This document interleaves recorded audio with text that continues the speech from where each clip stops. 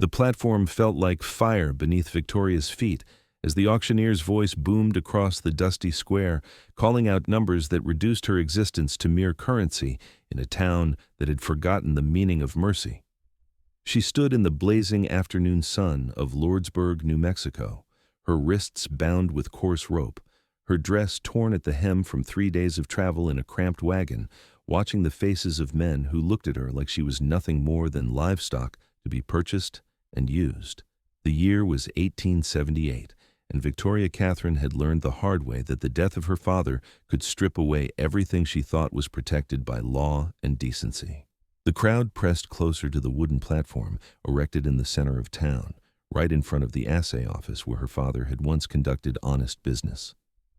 Men in dusty clothes and sweat-stained hats shouted numbers while the auctioneer, a skeletal man with tobacco-stained teeth, gestured toward her like she was a prize mare. Victoria kept her chin raised, refusing to let them see the terror coursing through her veins. Her father, Samuel Katherine, had owned a silver mine outside town until a cave-in took his life 6 weeks ago.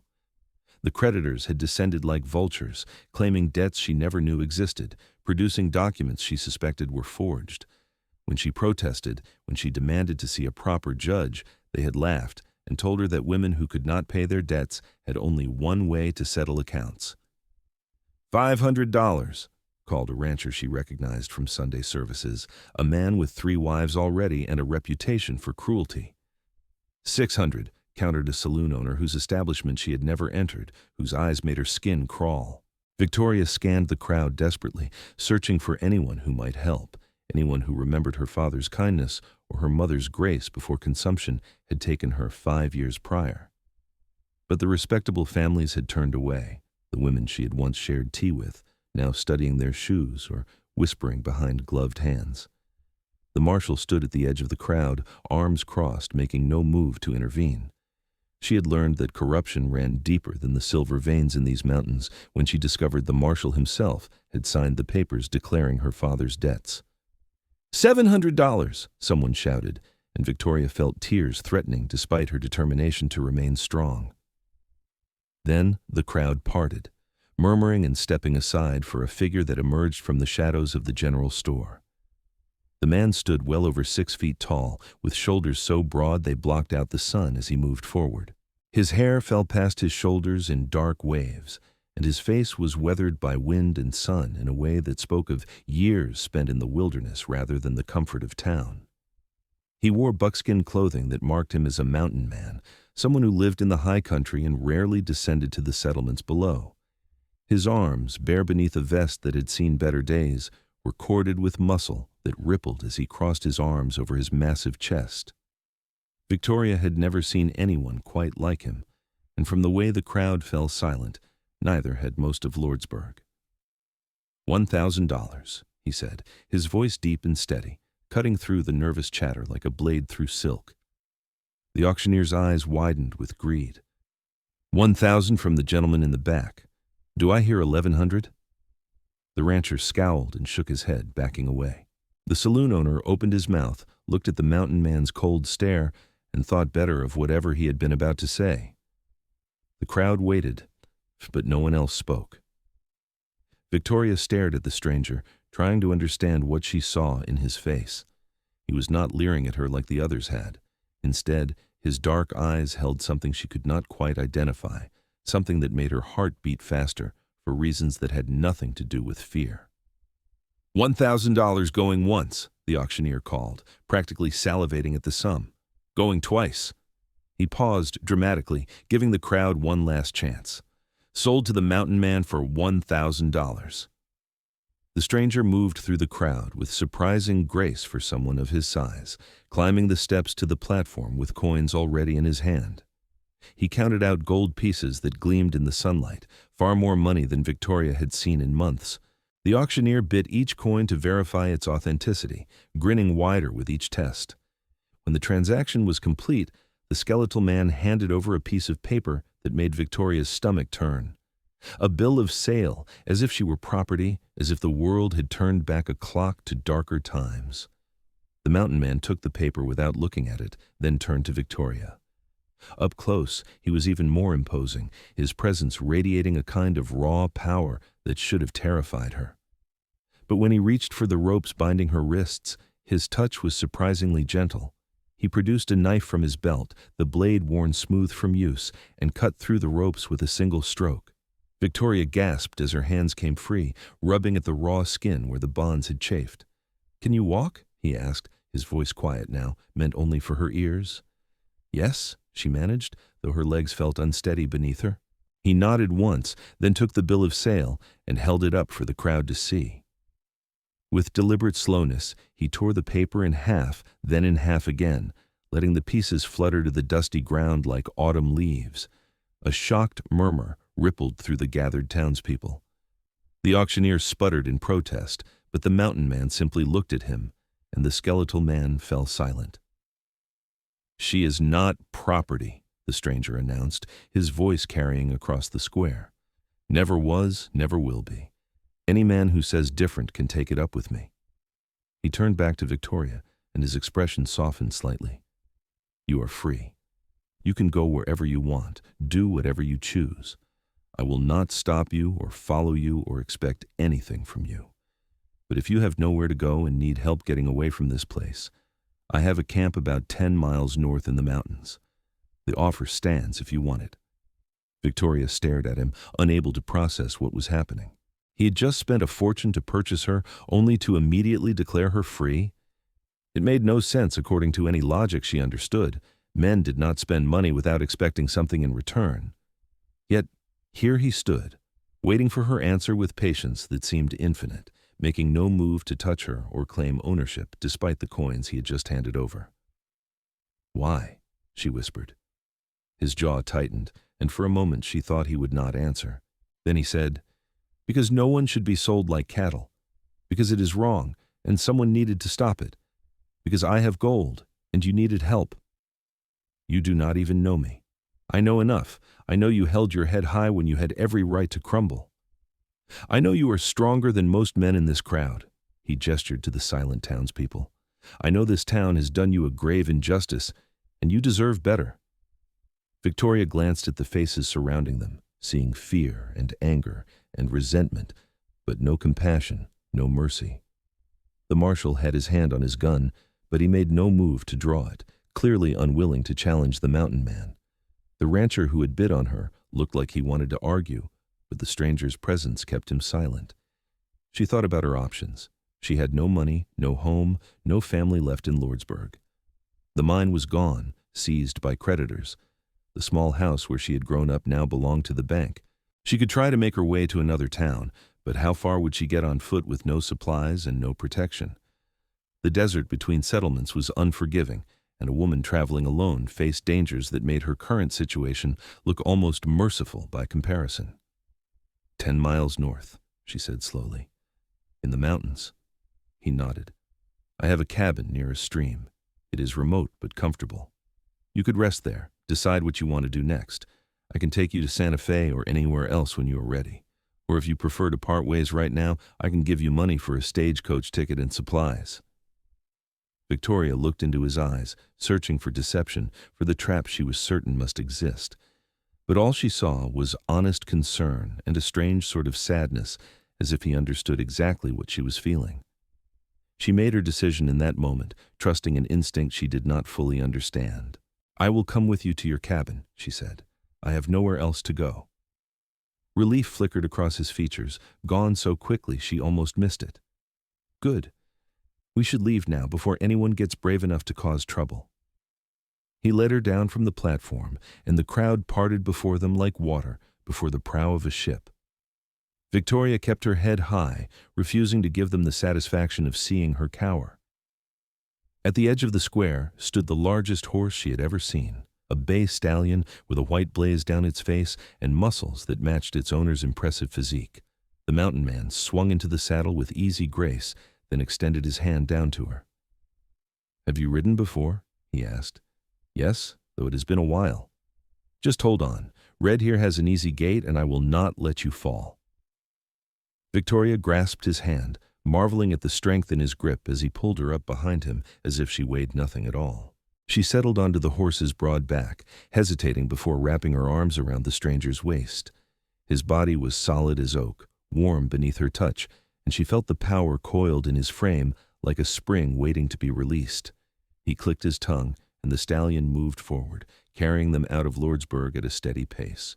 They rode north in silence, leaving the town behind as the sun began its descent toward the western horizon. The desert stretched around them in shades of gold and red, dotted with scrub brush and cacti, the mountains rising in the distance like purple shadows against the sky. Victoria tried to process everything that had happened, from the nightmare of the auction to the surreal rescue by a complete stranger. She realized she did not even know his name. "I am Victoria Katherine," she said, breaking the silence, "though I suppose you already knew that." "Yates Donovan," he replied. "Most people just call me Yates." "Where are you from, Yates Donovan?" "Colorado, originally. Came down to New Mexico about 5 years back. Been living in the high country ever since." He paused. "I'm sorry about your father. I heard about the cave-in. Samuel Katherine was a good man by all accounts." Tears stung Victoria's eyes at the mention of her father. "You knew him?" "Met him a few times when I came to town for supplies. He always treated me fair, never looked down on me for being a trapper. When I heard what those vultures were trying to do to you, claiming false debts and selling you off to settle them, I could not stand by and let it happen." "You came to town specifically to stop the auction?" "I did. Got here 2 days ago and spent my time making sure I had enough gold to outbid anyone who showed up." His voice hardened. "Men like that rancher and the saloon owner, they think they can do whatever they want because they have money and influence. Someone needs to remind them otherwise." Victoria tightened her grip on his waist, overwhelmed by gratitude and confusion in equal measure. "I do not know how I will ever repay you. $1,000 is a fortune." "You do not owe me anything, Victoria. I meant what I said. You are free. When you are ready to move on, I will help you get wherever you want to go, and we will part ways with no debt between us." They rode on as the sun sank lower, painting the sky in shades of orange and pink. The terrain grew rougher as they entered the foothills, the desert giving way to pine trees and rocky outcroppings. The air grew cooler with the elevation, a welcome relief after the oppressive heat of the valley below. Victoria found herself relaxing against Yates's broad back, exhausted from days of fear and sleepless nights. She caught herself nodding off more than once, jerking awake with embarrassment. "It is all right," Yates said gently. "You can sleep if you need to. I will not let you fall." Despite her uncertainty about everything else, Victoria found she believed him.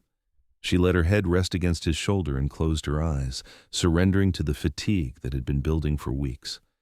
When she woke, darkness had fallen, and they were moving through a forest of tall pines that whispered in the night breeze. Moonlight filtered through the branches overhead, casting silver shadows on the narrow trail. "Almost there," Yates said when he felt her stir. "Just another mile or so." True to his word, they soon emerged into a small clearing where a sturdy log cabin stood beside a stream that sparkled in the moonlight. The structure was larger than Victoria had expected, well built with a stone chimney and a covered porch. A small corral held 2 more horses that whinnied in greeting as Red approached. Yates dismounted and helped Victoria down, steadying her when her legs wobbled from the long ride. "Let me get Red settled, then I will show you inside," he said. Victoria stood in the clearing, breathing in the cool mountain air and listening to the sound of the stream. The peace of this place was almost overwhelming after the chaos and cruelty of Lordsburg. She could see why Yates had chosen to live here, far from the corruption and greed of civilization. When he returned from tending his horse, he carried a lantern that cast warm light across his weathered features. "Come on," he said. "You must be starving." Inside, the cabin was surprisingly comfortable, with a large stone fireplace, handcrafted furniture, and shelves lined with books. Furs covered the floor, and dried herbs hung from the rafters, filling the space with a pleasant aroma. A ladder led to a sleeping loft above, and Victoria could see more furs and blankets up there forming a bed. Yates lit several more lanterns, then stirred the coals in the fireplace and began building a fire. "You can have the loft," he said without looking at her. "I will sleep down here. There's a rain barrel outside with clean water if you want to wash up, and I have some clothes that might fit you better than that torn dress." They will be too big, but at least they are clean. Victoria looked down at her ruined dress, remembering how proud she had been when her father bought her the fabric to make it, how beautiful she had felt wearing it to church. Now, it was just another reminder of everything she had lost. "Thank you," she whispered. Yates produced a shirt and trousers from a trunk, along with a belt to hold them up. "I will step outside while you change. Take your time." He disappeared through the door, giving her privacy she had not expected. Victoria changed quickly, grateful to be out of the dress that smelled of fear and desperation. The shirt hung to her knees and the trousers needed to be rolled up several times, but they were clean and soft from wear. She emerged to find Yates returning with fresh water, his eyes carefully averted until she cleared her throat. "Better?" he asked. Much. Though I look ridiculous." The corner of his mouth quirked up in what might have been the start of a smile. "You look comfortable, which is what matters." He moved to the fireplace where a pot hung over the growing flames. "I have stew from yesterday. It will not take long to warm up." Victoria watched as he moved about the cabin with practiced efficiency, his large hands surprisingly dexterous as he prepared their meal. She realized she was studying him with more than simple curiosity. In the lantern light, with his hair falling around his face as he worked, Yates Donovan was handsome in a rugged, untamed way that no town gentleman could match. There was a gentleness in his movements that contrasted with his imposing size, a carefulness that spoke of respect and consideration. "Why do you live alone up here?" she asked. He was quiet for a long moment, stirring the stew. "Because people are complicated and the mountains are simple. Because I can be useful here, trapping and hunting, without getting tangled up in the ugliness that seems to follow civilization." He ladled stew into 2 bowls. "And because after watching enough cruelty and injustice, sometimes a man needs silence to remember that not everything in the world is corrupt." They ate in companionable silence, Victoria savoring the rich flavors of venison and vegetables. She could not remember the last proper meal she had eaten. When they finished, Yates cleaned the bowls and banked the fire, while Victoria tried to keep her eyes open. The exhaustion was overwhelming now that she was safe and fed. "You should sleep," Yates said. "We can talk more in the morning when you are rested." Victoria climbed the ladder to the loft, finding the bed made up with clean blankets that smelled of pine and wood smoke. She burrowed into the furs, feeling warmth seep into her bones for the first time in days. Below, she could hear Yates moving about quietly, preparing his own bed by the fire. As she drifted toward sleep, she found herself thinking about the man who had saved her, wondering what combination of circumstances had led him to that auction platform, what motivated him to spend his fortune on a stranger's freedom. She fell asleep with those questions still unanswered, but feeling safer than she had since her father's death. Victoria woke to morning sunlight streaming through a small window in the loft and the smell of coffee and frying bacon. She sat up slowly, disoriented for a moment before the events of yesterday came rushing back. She was in a mountain cabin, 10 miles from Lordsburg, under the protection of a man named Yates Donovan, who had bought and immediately freed her. It seemed like a dream, but the rough fabric of the borrowed clothes and the unfamiliar surroundings confirmed its reality. She descended the ladder to find Yates at the fireplace, cooking breakfast with the same competent efficiency he had shown the night before. He glanced up at her approach, and she saw concern flicker in his dark eyes. "How did you sleep?" he asked. "Better than I have in weeks," Victoria admitted. "Thank you for the bed. You did not have to give up your own comfort." "The floor by the fire is plenty comfortable," he said. "I have slept in far worse places." He handed her a plate piled with bacon, eggs, and thick slices of bread. "Eat. Then we can talk about what comes next." They sat at a rough-hewn table near the window, and Victoria ate while studying the view. The clearing was beautiful in the morning light, with wildflowers dotting the grass and the stream glittering as it tumbled over smooth stones. Birds sang in the pines, and somewhere in the distance she could hear the whistle of an elk. It was a different world from the dusty streets of Lordsburg, a place untouched by human greed and corruption. "I have been thinking," Yates said carefully. "You mentioned having no family left, but surely you have friends, people who would take you in, maybe in another town?" Victoria shook her head slowly. "My mother was an only child, and she died 5 years ago. My father had a brother in St. Louis, but they had not spoken in over a decade. I wrote to him when father died, but I received no reply. As for friends, well, you saw yesterday how quickly people turn away when trouble comes calling. Yates's jaw tightened. Then you need time to figure out your next move. You are welcome to stay here as long as you need to. I know it is not much, but you will be safe, and you will have time to think without anyone pressuring you or trying to take advantage. I cannot just live here indefinitely at your expense, Victoria protested. Why not? I have more than enough supplies, and I trap enough game to feed a dozen people. The garden out back produces more vegetables than I can eat. You would actually be doing me a favor, giving me someone to talk to besides Red and the other horses. He paused. But I understand if you are uncomfortable staying here alone with me. I can take you to Santa Fe if you prefer, help you find respectable lodgings and work. Victoria considered his offer carefully. Santa Fe was a larger city with more opportunities, but it was also filled with strangers and unknowns. At least here with Yates, she felt safe. He had proven himself trustworthy in ways that defied conventional wisdom. A man who would spend a fortune to free a stranger and then offer her shelter with no expectations was rare in any era. If you truly do not mind, she said slowly, I would like to stay for a while, just until I figure out what to do next. But I will not be a burden. I can cook and clean, help with the garden, earn my keep. Something like relief crossed Yates's features. Then it is settled. Stay as long as you like, and we will share the work. This place could use a woman's touch anyway. Over the following days, Victoria settled into a routine that felt surprisingly natural. She took over the cooking, discovering that Yates had a well-stocked pantry and root cellar. She cleaned the cabin, organized his chaotic collection of books, and tended the garden where beans, squash, and potatoes grew in abundance. Yates checked his trap lines and hunted, bringing back venison, rabbit, and turkey. In the evenings, they sat by the fire, and slowly, carefully, they began to learn about each other. Victoria discovered that Yates was 26 years old, just 3 years older than herself. He had come west after his family died in a fire when he was 17, unable to bear staying in the town where everything reminded him of his loss. He had worked as a scout for the army for a few years before growing disgusted with the treatment of native tribes and the corruption he witnessed. 5 years ago, he had walked away from that life and into the mountains, building this cabin with his own hands and learning to live off the land. Danit, I know most people think I am strange for choosing this life, he said one evening as they sat on the porch watching the sunset. Living alone, avoiding civilization. But out here, things make sense. You work hard. You survive. You respect the land. It provides for you.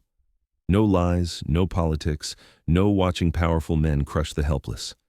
I do not think you are strange, Victoria said quietly.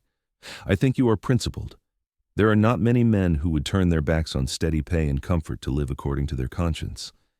Yates looked at her with an intensity that made her breath catch. You understand that better than most, I think. You could have made things easier on yourself in Lordsburg by giving in, by accepting what those men wanted to do. But you kept fighting even when it looked hopeless. I did not feel brave. I was terrified. Bravery is not the absence of fear. It is doing what is right despite being terrified. He reached over and gently squeezed her hand, the first time he had deliberately touched her since helping her onto his horse that first day. You are stronger than you know, Victoria Katherine. The warmth of his hand sent unexpected tingles through her arm, and Victoria found herself very aware of how close they were sitting, how the dying light gilded his features and made his dark eyes seem to glow. She realized with sudden clarity that her feelings for Yates were evolving beyond gratitude, beyond friendship, into something deeper and far more complicated. The thought should have frightened her, but instead it filled her with a strange hope. As the weeks passed, that hope grew stronger. Victoria caught herself watching Yates as he worked, admiring the play of muscles beneath his shirt as he chopped wood, the concentration on his face as he mended a harness, the gentleness in his touch when he tended an injured horse. She loved his laugh, which came more frequently as he grew comfortable around her, a deep rumbling sound that made her smile in response. She treasured their evening conversations, the way he listened to her opinions as if they mattered, the way he challenged her thinking without dismissing her intelligence. Yates, for his part, seemed equally affected. Victoria noticed how his gaze lingered on her as she worked in the garden, how he always made sure she had the more comfortable chair by the fire, how he brought her wildflowers from the meadow for no reason except to see her smile. He taught her to fish in the stream and to identify edible plants in the forest. He read to her from his collection of books, his deep voice bringing poetry and adventure stories to life in the quiet cabin. One afternoon, about 6 weeks after her arrival, Victoria was working in the garden when she heard horses approaching. She looked up to see Yates riding in with a stranger, a grizzled older man with a marshal's badge on his vest. Victoria's heart seized with fear, memories of the corrupt marshal in Lordsburg flooding back. She stood frozen as the two men dismounted. "It is all right," Yates called, seeing her expression. "This is Marshal Wade from Silver City. He's a friend." The marshal removed his hat respectfully. "Miss Katherine, I apologize for the intrusion. Yates sent word to me a few weeks back about what happened to you in Lordsburg. I've been investigating the situation, and I thought you would want to know what I found." They moved inside, and the marshal accepted a cup of coffee before launching into his report. "The debts they claimed your father owed were forgeries, just as you suspected. The mine foreman, a man named Cartwright, conspired with the bank manager and the marshal to seize your father's mine after his death. They figured you would have no way to fight back, being a woman alone with no family." He pulled papers from his saddlebag. "I have collected enough evidence to bring charges against all three of them. They are in custody now, awaiting trial."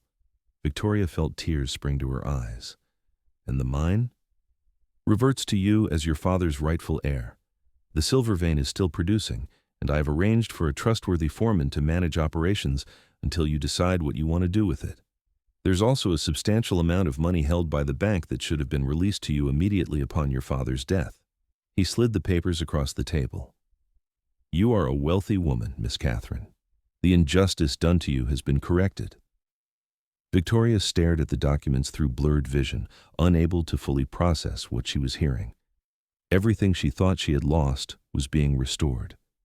The mine, her father's legacy, her financial security, all of it returned by the diligent work of an honest lawman. She looked at Yates, who was watching her with an expression she could not quite read. "This is because of you," she said. "You contacted the marshal, started the investigation." Yates shrugged. "I just pointed Marshal Wade in the right direction. He did the real work." "Do not let him fool you," the marshal said with a grin. "Yates spent a considerable amount of time and money tracking down witnesses and evidence. He was more determined than any investigator I have ever worked with." He finished his coffee and stood. "I will leave these papers with you, Miss Katherine. When you are ready to return to Lordsburg and deal with your property, send word and I will make sure you are protected every step of the way." After the marshal left, Victoria sat in stunned silence, the papers spread before her on the table. She was not destitute after all. She could return to Lordsburg, reclaim her home, live comfortably on the proceeds from the mine. She could hire people to manage the operation and move to Santa Fe or Denver or anywhere she chose. The world had suddenly opened up before her, full of possibilities that had seemed impossibly distant just hours ago. "I'm happy for you," Yates said quietly. "You deserve to have your life back." Victoria looked at him, seeing the sadness he was trying to hide behind a smile. She realized with sudden certainty that she did not want her old life back, not if it meant leaving this cabin and the man who had become essential to her happiness. The mine and the money were welcome, but they paled in comparison to what she had found here in these mountains. "Yates," she said carefully, "do you want me to leave?" He looked startled by the question. "Of course not.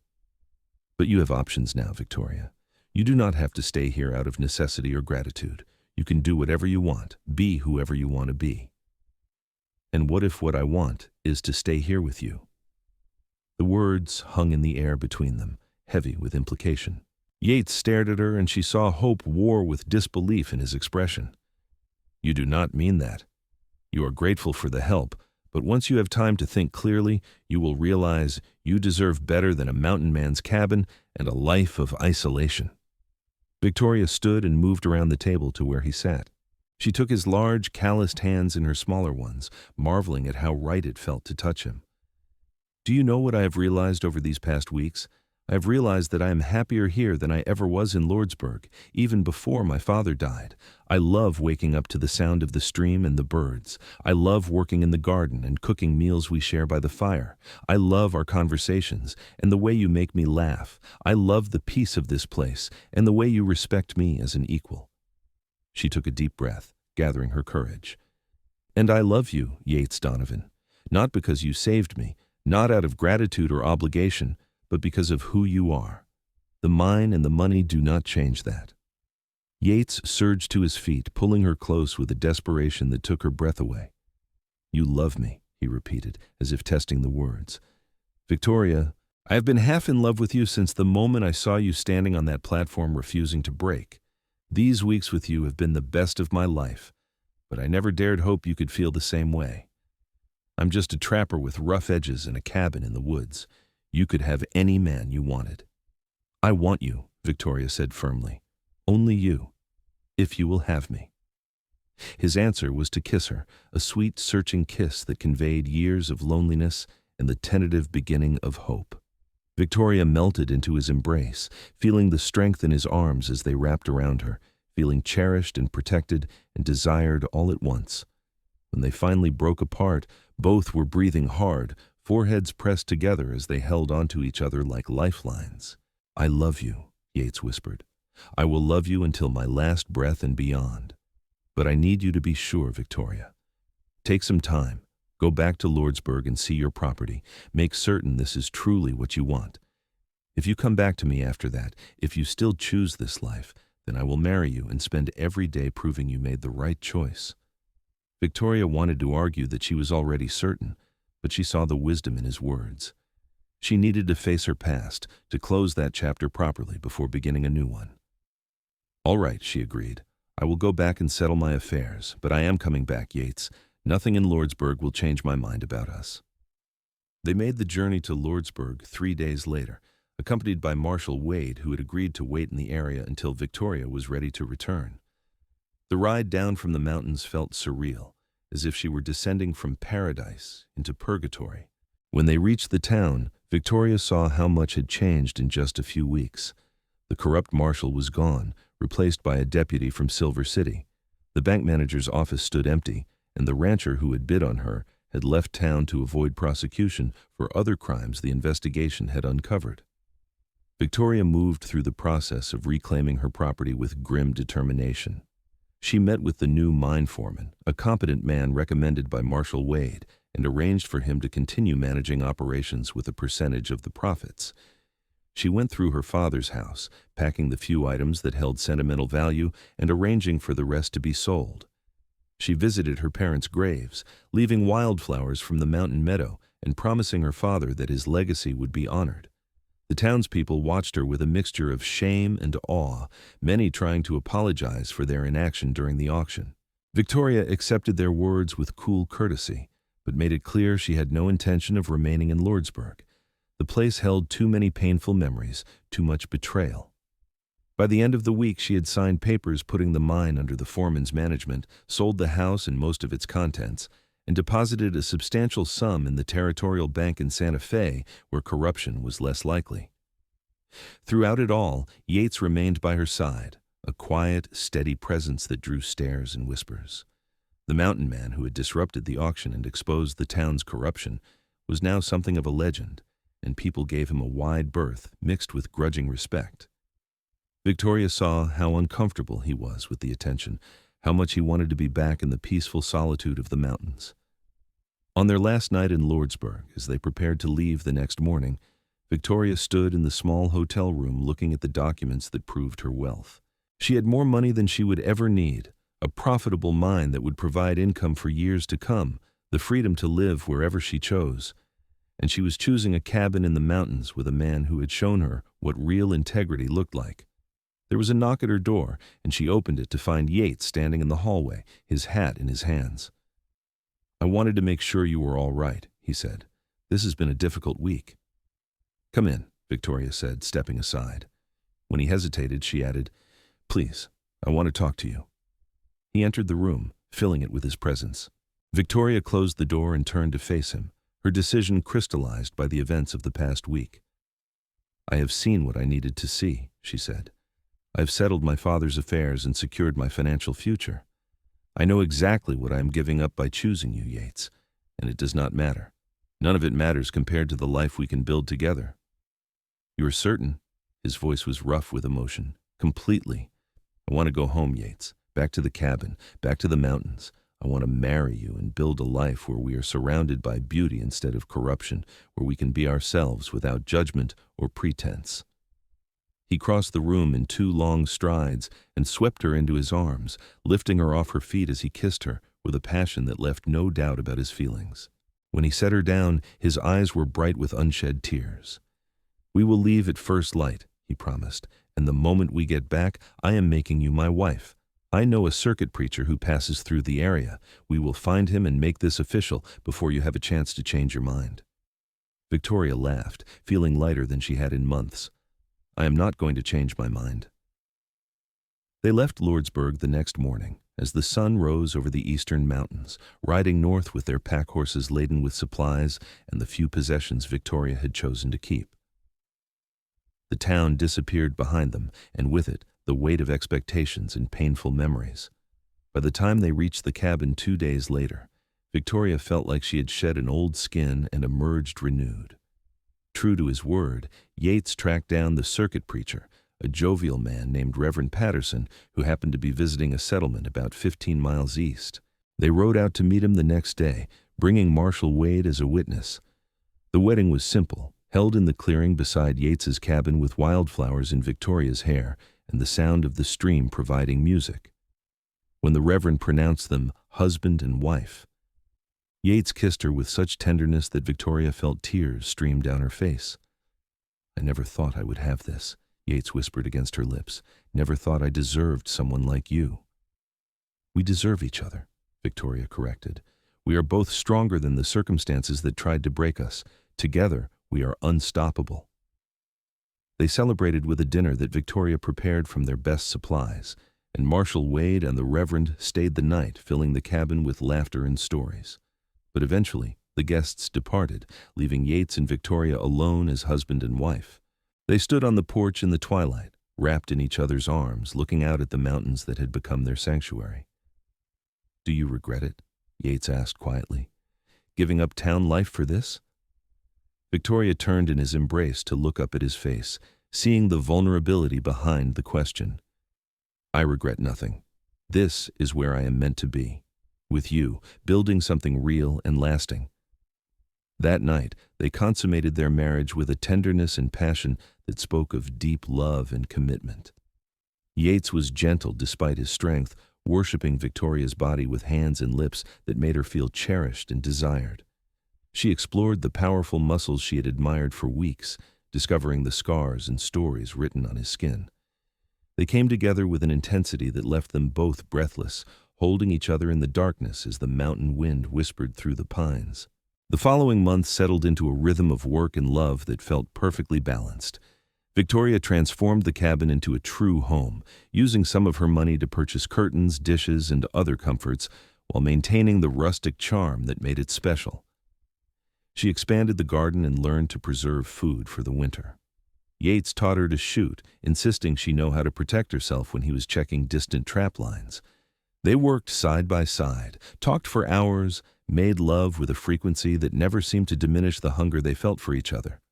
When autumn arrived, painting the mountains in shades of gold and crimson, Victoria realized she had missed her monthly courses. She waited another month to be certain, then told Yates one evening as they sat by the fire.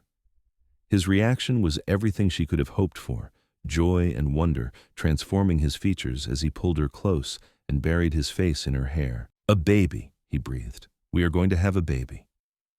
Are you happy? Victoria asked, though his reaction made the answer obvious. Happy does not begin to cover it. Terrified, excited, overwhelmed, but mostly just grateful. Grateful that you chose me, that we get to build a family together. He pulled back to look at her, his hands framing her face.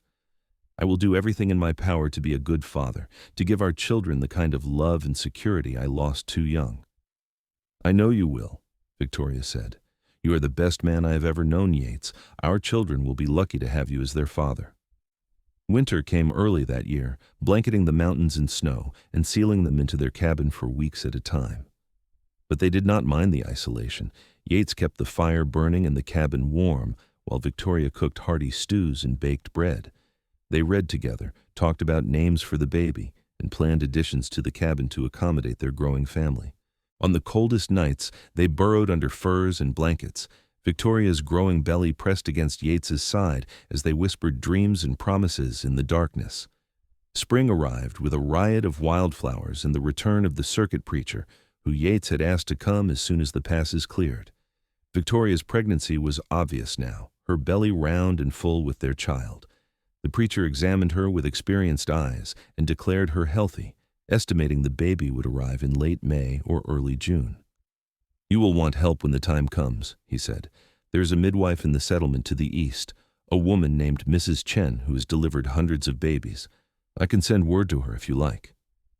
Yates agreed immediately, unwilling to take any chances with Victoria's safety. Mrs. Chen arrived 2 weeks later, a tiny Chinese woman with iron-gray hair and gentle hands. She examined Victoria thoroughly, pronounced everything normal, and agreed to stay in the area until the baby came. "Your first baby," she said in accented English, "may take time. You be patient, let body do its work. Your man, he stay calm, help when I tell him." Yates, who faced bears and mountain lions without flinching, looked terrified at the prospect of Victoria giving birth.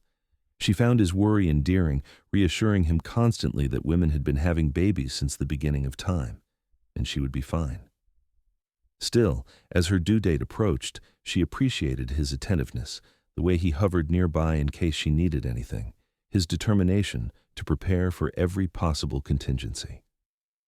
The contractions started on a sunny morning in early June, mild at first, but gradually increasing in intensity. Mrs. Chen arrived at the cabin within an hour of Yates sending for her, taking charge with calm efficiency. She sent Yates to boil water and prepare clean linens, keeping him busy so he would not pace anxiously.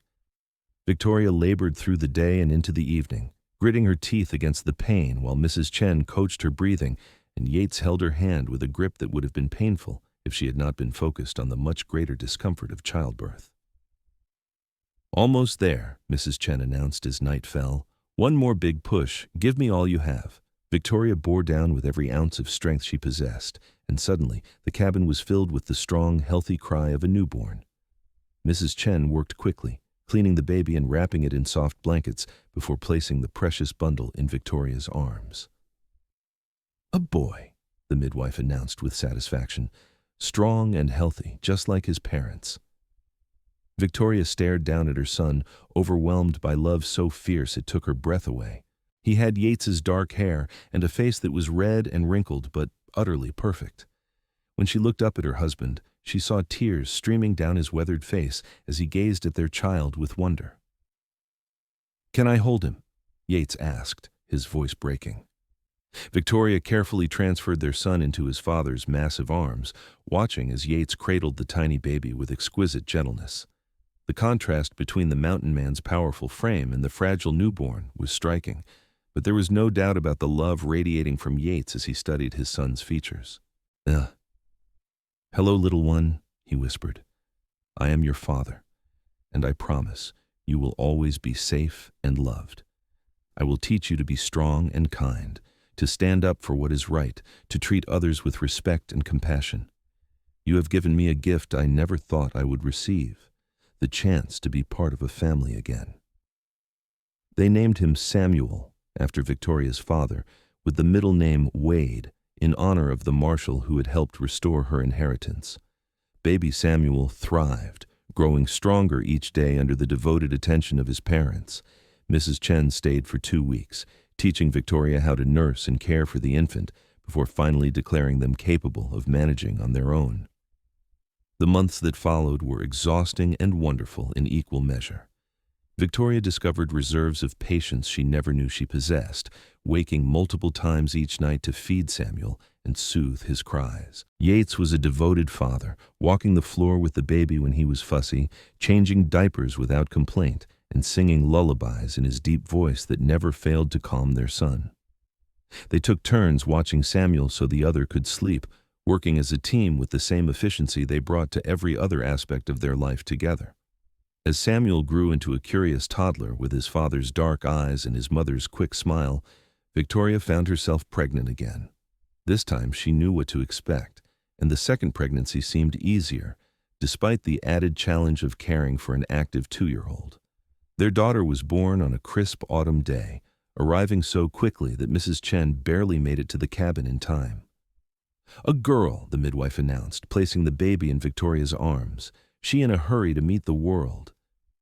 They named her Eleanor after Yates' mother, and she proved to be the opposite of her brother in temperament.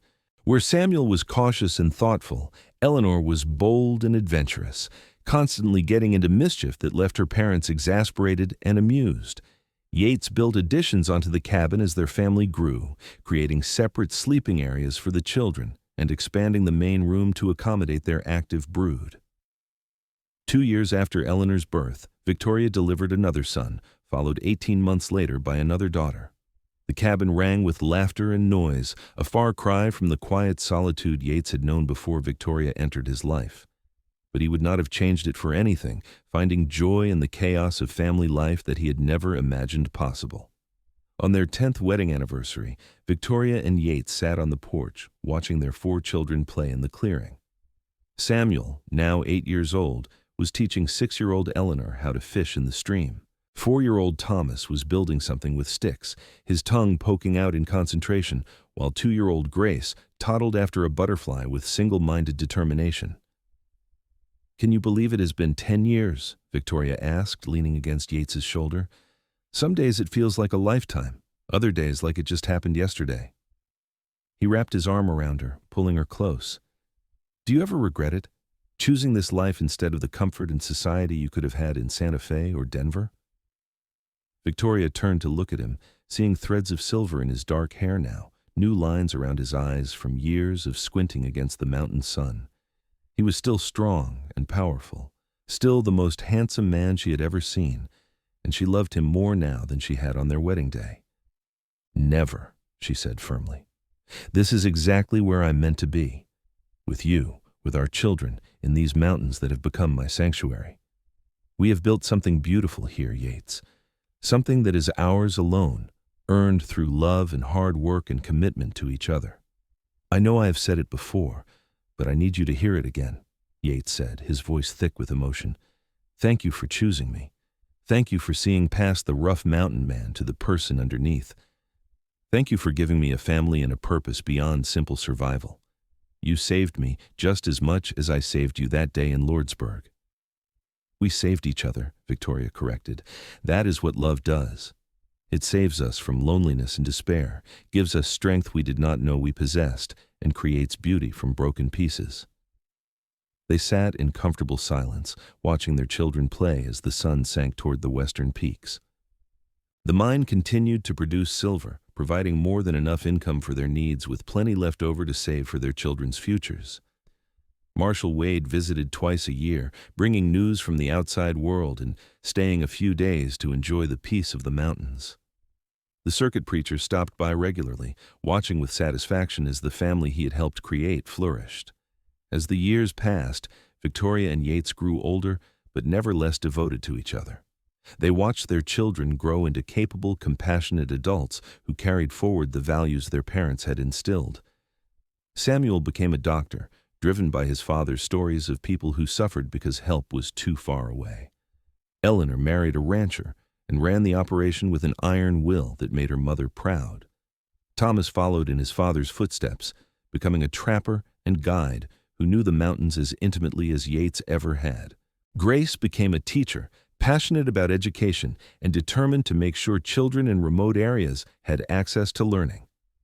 On their 30th anniversary, Victoria and Yates sat on the same porch, their hair now fully silver, their bodies bearing the marks of hard work and time.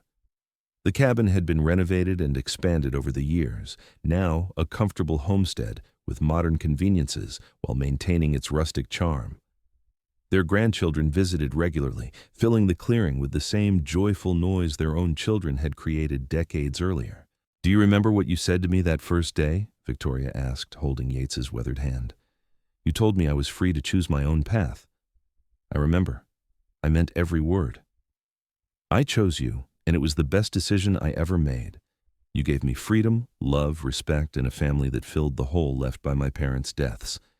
You showed me that strength and gentleness can coexist, that a man can be powerful and kind at the same time. Yates lifted her hand to his lips, kissing it gently. And you taught me that the isolation I thought I wanted was just fear disguised as independence. You brought light and laughter into my life, gave me reasons to wake up excited for each new day. You are my greatest adventure, Victoria, and I would do it all again in a heartbeat. They sat together as the sun set over the mountains they loved, two people who had found each other in the most unlikely circumstances and built a life that exceeded their wildest dreams. The mountains stood eternal around them, witness to a love story that had begun with an auction and a stranger's act of compassion, blooming into a partnership that would endure until their final days. Years later, when Victoria and Yates finally passed away within months of each other, their children laid them to rest in the clearing beside the cabin they had built together. A simple stone marker bore their names and the dates of their lives, but their true legacy was the family they created and the example they set. Their grandchildren and great-grandchildren would tell the story for generations of the woman who was sold like cattle and the mountain man who set her free to choose, and how that single act of compassion had created a love that changed both their lives forever. The cabin still stands in the mountains of New Mexico, maintained by descendants who understand its significance. The stream still flows clear and cold, the wildflowers still bloom each spring, and sometimes in the evening light, if you listen carefully, you can almost hear the echo of laughter and love that once filled this remote sanctuary. It serves as a reminder that even in the darkest moments when injustice seems to triumph and hope appears lost, a single act of courage and compassion can change everything. Victoria Katherine and Yates Donovan proved that love built on mutual respect, unwavering commitment, and shared values could weather any storm. They showed that true strength lies not in dominance, but in lifting others up, in using power and privilege to protect the vulnerable rather than exploit them. Their story became legend in the mountains, passed down through generations as an example of what love should be, a partnership of equals who chose each other freely and devoted their lives to building something beautiful together. The town of Lordsburg moved on, eventually erasing the memory of the corrupt officials who had tried to destroy Victoria. New buildings rose where old ones had crumbled, and the town prospered as honest people took charge. But occasionally, someone would tell the tale of the auction that never should have happened, and the mountain man who spent his fortune to stop it, and travelers would make the journey into the high country to see the cabin where that legendary love story unfolded. Victoria's mine continued to produce silver for decades, managed by the descendants of the honest foreman Marshall Wade had recommended. The profits funded schools and hospitals throughout New Mexico, touching thousands of lives in ways Victoria and Yates could never have imagined. It was fitting that the injustice which had brought them together ultimately became a source of good, transforming the greed and corruption of a few evil men into something that benefited entire communities. Through it all, the love story at the heart of everything remained the same. Two people who met in the worst circumstances imaginable, who chose to see the best in each other, who built a life based on trust and mutual respect and unwavering devotion. They faced challenges that would have broken lesser couples, from harsh winters and dangerous wildlife to the difficulties of raising children in isolation and the prejudices of people who thought their choices strange. But they never wavered, never doubted, never stopped choosing each other day after day, year after year. In the end, that is what made their story worth telling and retelling. Not the drama of the auction or the romance of the mountain setting, but the simple, profound truth that real love endures. It survives hardship and heartbreak, celebrates triumphs and overcomes obstacles, and creates something greater than the sum of its parts. Victoria and Yates built a family and a legacy that would extend far beyond their own lifetimes, all because a mountain man chose compassion over indifference and a woman chose love over fear. Their story reminds us that we all have the power to change lives, that a single moment of courage can create ripples that extend far into the future. It shows us that love is a choice we make every day, not a feeling that simply happens to us. And it proves that sometimes the greatest love stories begin not with grand romantic gestures, but with simple acts of human decency, with one person seeing another suffering and deciding to help without expecting anything in return. The mountains of New Mexico keep their secrets well, but the story of Victoria Katherine and Yates Donovan refuses to fade. It lives on in the hearts of their descendants, in the cabin that still stands beside the stream, and in the collective memory of all who believe that love can triumph over injustice, that compassion is stronger than cruelty, and that two broken people can heal each other through the transformative power of choosing to love without reservation or condition. And so, the story ends where it began, in a moment of choice. Victoria chose freedom over captivity, love over loneliness, partnership over isolation. Yates chose compassion over indifference, generosity over selfishness, vulnerability over the safety of solitude. Together they chose to build something beautiful in a harsh world, proving that hope and love can flourish even in the most unlikely places. Their legacy continues to inspire, a testament to the enduring power of love freely given and gratefully received. A reminder that the best love stories are those where both people are set free to choose and choose each other again and again for all their days.